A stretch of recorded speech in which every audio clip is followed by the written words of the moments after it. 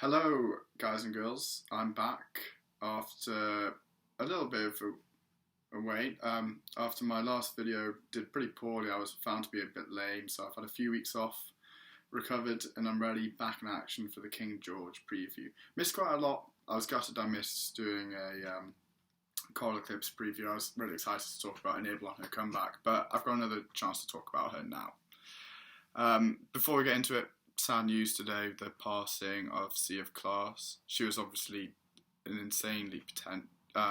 had an insane amount of potential, and it is a big loss to the game. I've seen a lot of tributes, and obviously the whole racing community is incredibly sad.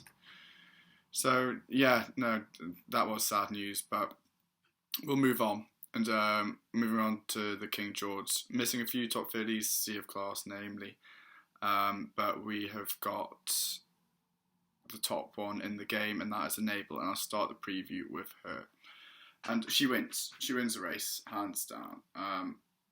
I love Enable. I think she's the best horse in training. I've got a 9-minute video where I just talk about her races, but I don't think anyone really wants to watch that, so I won't be putting it out there. I looked at some of the trends pre-race, and I just thought there's no point. She beats all the trends. She's the first 3-year-old British filly to win the Arc.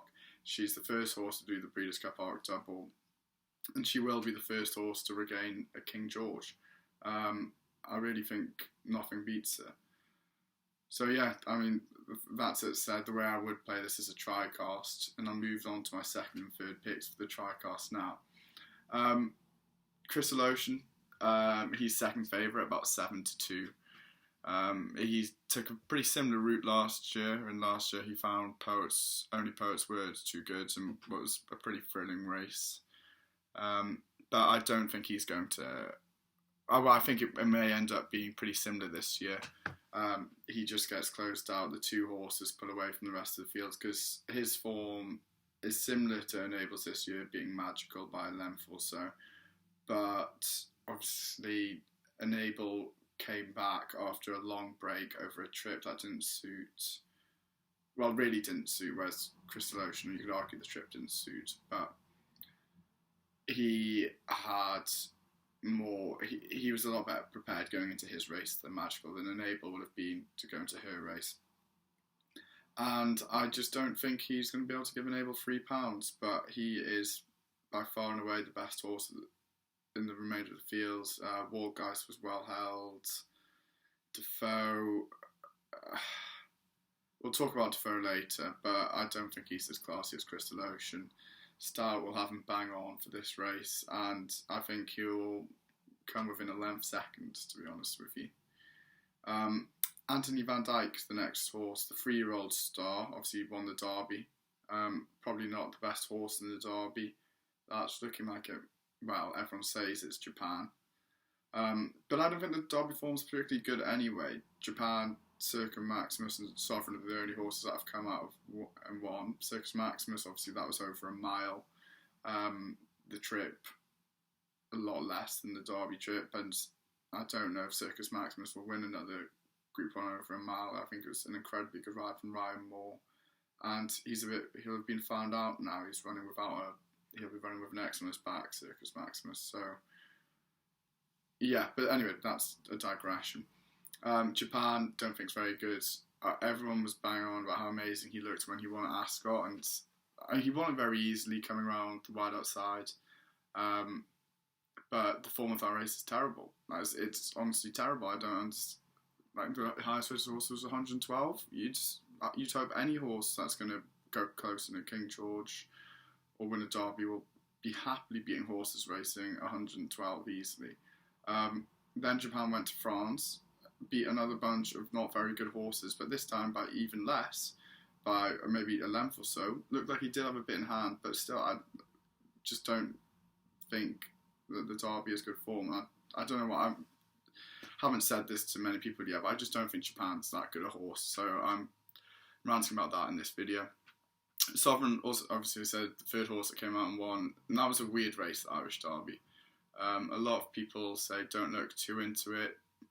Willoughby on Racing TV says they ran behind the pace for the whole race, and that the jockeys just judge the time wrong. So if you take what he said seriously, you should discard the race. Kevin Blake, my favourite pundit, he's putting an X for it, so we won't look too much into that.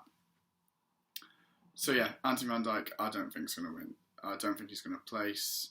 I'm not going to place Liam because I don't have a Betfair account or another exchange account. But that's what I would be doing if he was like 6-1 on the exchanges. I know he's 7-1 with the bookies now, so he's probably about 8s or 9s on the exchanges. And if he was 6, I'd be tempted to place Liam because I just don't think I think he'll be outclassed even by horses like Wargeist and Defoe. Wargeist is who I'll move on to.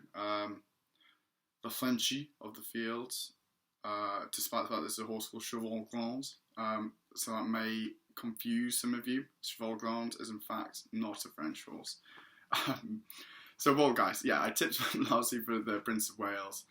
The ground one's a bit soft. His trainer said he'll prefer quicker ground. But the point has been raised by quite a lot of people now that maybe he just doesn't like travelling. All his best forms in France. He's never won abroad. So I am actually going to leave Wargeist out this time and just, yeah, I can't see him making up the ground with Crystal Ocean.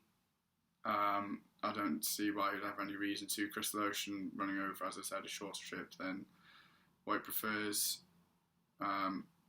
So, yeah, he's not going to catch up with and overtake Crystal Ocean for me. Defoe, I think, will probably stay on for third. He seems to have really improved by the time.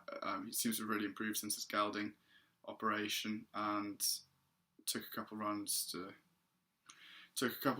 get back to his form. Well, get his fitness up this season, and yeah, he's done well. But again, he's just not classy enough for the front two.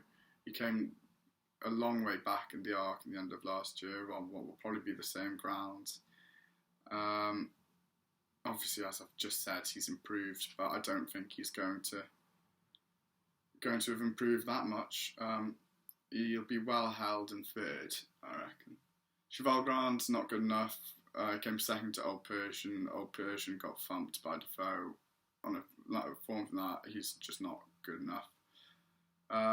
So yeah, for me, it's very simple. Enable will win. Crystal Ocean will come second, and Defoe is going to stay on for third. Bad day for Ballydoyle, in my opinion, but it'll be a good day for English trainers. So yeah, that's it. Like, subscribe, comment, let me know what you think your top 3 predictions will be. And yeah, it's nice to be back. See you soon.